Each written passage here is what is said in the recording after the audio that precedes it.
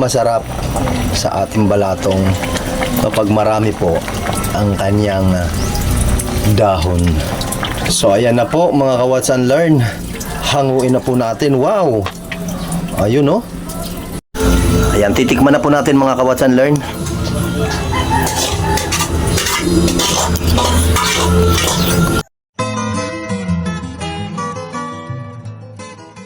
Watch and Learn, antabayanan nyo po ang aking niluluto ngayong araw na to. So magluluto po kami ng masarap. Abangan nyo kung ano po ang ituluto namin. Na po tayo mga kaibigan. Ayan. Una natin ilagay ang sibuyas para sa buhay na maaliwalas. Isunod natin ang bawang para sa buhay na walang kalawang.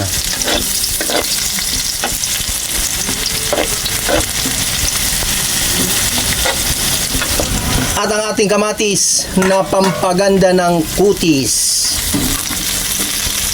Ayan baby. So ayan, mikos-mikos lang natin po yan mga ka-Watch and Learn. Hanggang sa lumabas na ang kanyang aroma. So pagkatapos po, ibuhos na po natin ang ating balatong para ang ating buhay maging malutong. O yun o. Uha. Ang sarap naman yan. Then lagyan po natin ng paminta para sa buhay na may kwenta.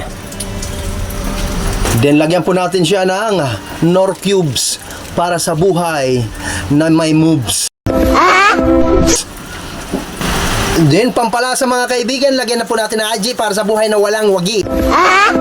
Saka po natin ilagay ang ating ampalaya para ang buhay mo ay lumigaya. O yun oh, wow, napakadaming ampalaya. Ako po ang may tanim niyan. Ayan oh. Ito po ang aking tanim na ampalaya. Napakaraming bunga. Nakita mo baby? Ayun oh. Uha. Kumukulo na mga kaibigan. Lagyan po natin ng asin para ang buhay hindi umasim. Then ilagay na natin ang sotanghon para sa buhay na walang mamon.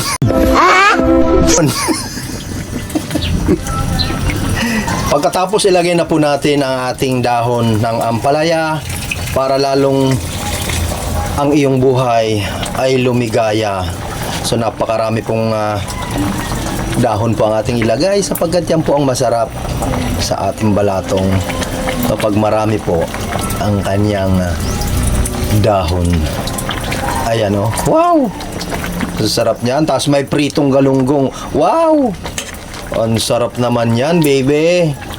Oh, malapit na siyang maluto, baby. Oh my gosh.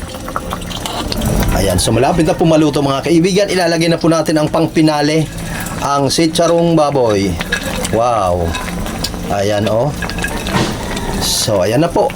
Mga ka-Watch and Learn, ang aming balatong.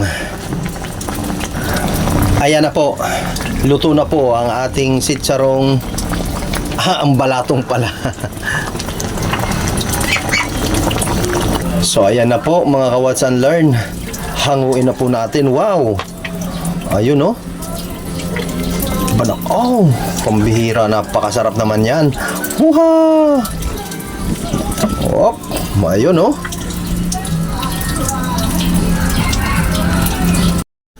Ayan, titikman na po natin mga ka-Watch and Learn.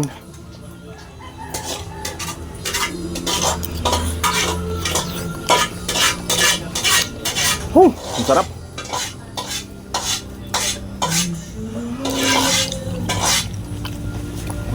Tama-tama lang alat.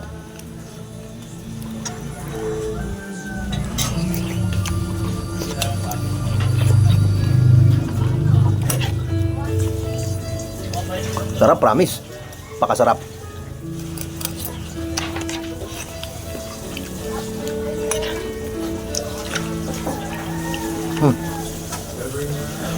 Ayun.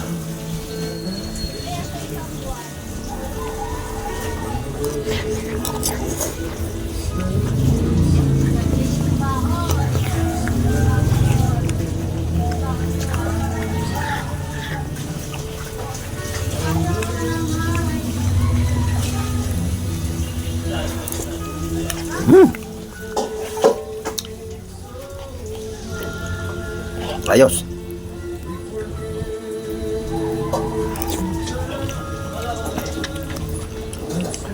Ang balatong po ay hindi po totoong nakakarayuma o sanhin ng pag-atake ng rayuma.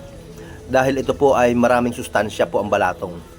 Ang nakakarayuma po yung mga inisyal na sinasahog po natin. Kagaya po ng karne ng baboy, chicharon, ayan. Pero kung balatong lang po, walang pong problema.